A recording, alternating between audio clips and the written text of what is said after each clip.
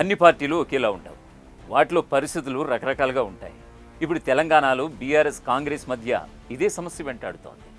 ఇది కేటీఆర్కి పెద్ద తలనొప్పిగా మారిపోయింది. ఆయన ఈ సుడిగుండం నుంచి బయటపడలేకపోతున్నారు. పైకి చెప్పుకోలేని సమస్య వెంటాడుతోంది. దీపం ఉండగానే ఇల్లు చక్కబెట్టుకోవాలని అంటారు పెద్దలు. ఇది జస్ట్ ఇంటికి మాత్రమే పరిమితమైన సూచన కాదు. ఇది అందరికీ, రాజకీయ పార్టీలు కూడా వర్తిస్తుంది. బీఆర్ఎస్ పార్టీ 10 ఏళ్ల పాటు అధికారంలో ఉంది. ఆ 10 ఏళ్లు సీఎంగా కేసీఆరే ఉన్నారు. తన కొడుకైన కేటీఆర్ని సీఎం పీఠంపై ఎక్కించలేదు. మూడోసారి అధికారంలోకి వస్తే తాను జాతీయ రాజకీయాలు చూసుకుంటూ కొడుకుని రాష్ట్ర సీఎంగా చేయాలని కేసీఆర్ ప్లాన్ చేసుకుని ఉండొచ్చు. కానీ ప్రజలు ఎన్నికల్లో తిరస్కరించడంతో దీపం ఉండగానే ఇల్లు చక్కబెట్టుకోలేనట్లయింది పరిస్థితి. ఇప్పుడు కేటీఆర్ అంటే ఎవరు? మాజీ మంత్రి లేదా బీఆర్ఎస్ పార్టీ వర్కింగ్ ప్రెసిడెంట్. అంతకు మించి ఏమీ కాదు. అంటే సీఎం లేదా మాజీ సీఎం కాదు. ఆ స్థాయి హోదా కేటీఆర్కి లేనేలేదు. అలాంటి ఆయన ముఖ్యమంత్రి రేవంత్ రెడ్డిని తనతో చర్చకు రమ్మని పిలిస్తే సీఎం రేవంత్ ఎందుకు వస్తారు? మంత్రులు వస్తారేమో కానీ సీఎం రారు కదా. హోదా అడ్డొస్తుంది కదా. అలా చర్చకు వచ్చి తన హోదాను సీఎం రేవంత్ రెడ్డి ఎందుకు తగ్గించుకుంటారు? ఆయనంత అమాయకుడేమీ కాదు కదా. తాజాగా తనతో సీఎం రేవంత్ చర్చకు రావాలని కేటీఆర్ ప్రెస్ క్లబ్లో కూర్చున్నారు. సీఎం రాలేదని మండిపడ్డారు. మరిన్ని విమర్శలు చేశారు. కానీ అసలు లాజిక్ ఎలా మిస్ అయ్యారనేదే ప్రశ్న. ఎట్టి పరిస్థితుల్లో సీఎం రారని కేటీఆర్కి తెలీదా? ఆయన అంత అమాయకుడేమీ కాదు కదా. మరి సీఎం రారు అని తెలిసి కూడా కేటీఆర్ ఎందుకు ప్రెస్ క్లబ్ చర్చకు సీఎంను పిలిచారు? దీని వెనక పెద్ద వ్యూహమే ఉందంటున్నారు పొలిటికల్ పండిట్స్. అసలు సీఎం రేవంత్ రెడ్డి అంటే మొదటి నుంచి కేటీఆర్కి రాజకీయంగా ఇష్టమే లేదు. అసలు ఆయన్ని సీఎంగానే భావించట్లేదు. అందువల్ల ఆయన హోదాని తగ్గించేందుకు వీలున్న అన్ని అవకాశాలను కేటీఆర్ వెతుకుతూనే ఉన్నారు. వీలైతే రేవంత్ని తనతో సమానంగా చూపాలని ప్రయత్నిస్తున్నారు. అందుకే నీకు కేసీఆర్ అక్కర్లేదు, నేనే చాలు అంటూ ఉంటారు. కానీ ప్రజాస్వామ్య విలువల్ని కాపాడాల్సిన బాధ్యతను కేటీఆర్ వదిలేస్తున్నారనే విమర్శలు ఇప్పుడు సర్వత్రా వినిపిస్తున్నాయి. కేటీఆర్ ఎన్ని చెప్పినా సీఎం సీఎంఏ. ఆయన హోదా ఎప్పటికీ కేటీఆర్తో సమానం కానే కాదు.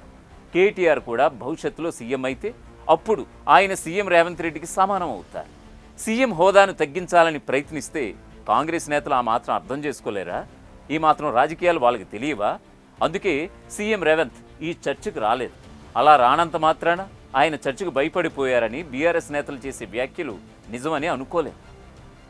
రాజకీయాల్లో హోదా అనేది చాలా కీలకం. చాలా విషయాల్లో దానికి ప్రాధాన్యం ఉంటుంది. ఓ బహిరంగ సభలో నేతలు ఎక్కడ కూర్చున్నారు? మొదటి వరుసలో కూర్చున్నారా లేక రెండో వరుసలో ఉన్నారా అనే చిన్న విషయం కూడా పెద్ద చర్చ అవుతుంది. అందువల్ల హోదాలను పక్కన పెట్టేసి చర్చలకు వచ్చేయాలంటే ఎవరొస్తారు? కేసీఆర్ కేటీఆర్ని సీఎంగా చేసి ఉంటే పరిస్థితి వేరేగా ఉండేది. అలా జరగకపోవడం వల్ల ఇప్పటికీ కేటీఆర్ ఈ విషయంలో సమస్యను ఎదుర్కొంటూనే ఉన్నారు. బీఆర్ఎస్ నుంచి కేసీఆర్ తీరు కూడా ఇలాగే ఉంది. ఆయన కూడా చర్చలకు రావట్లేదు. అసెంబ్లీకి రావడమే మానేశారు. ఆయన కూడా సీఎంని సీఎంలాగే చూడట్లేదు. సీఎంకి రాజ్యాంగబద్ధంగా ఇవ్వాల్సిన విలువ ఇవ్వట్లేదు. అయితే ఇక్కడ ప్రజలు నష్టపోతున్నారని గమనించాలి. ప్రతిపక్ష నేతగా కేసీఆర్ ప్రజల్లోకి రావాలి.